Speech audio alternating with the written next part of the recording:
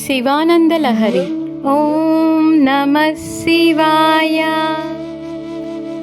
ఏష్యత్యేష జనిం మనోస్య కఠినం తస్మిన్నటానీతి మద్రక్షాయై గిరిసీమ్ని కోమలపదన్యాస పురాభ్యాసితః నో చేదివ్యగృహాంతరేషు సుమనస్తల్పేషు వేద్యాదిషు ప్రాయస్సత్సు శిలాతలేషు నటనం శంభో కిమర్థం తవ.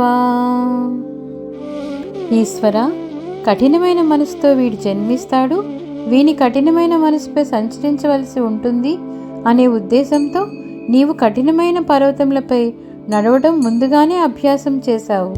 కాకపోతే ఎన్ని దివ్య భవనములు పూలపాన్పులు నీకు ఉండగా పర్వత ప్రాంతంపై నీవు తాండవం ఎందుకు చేశావు?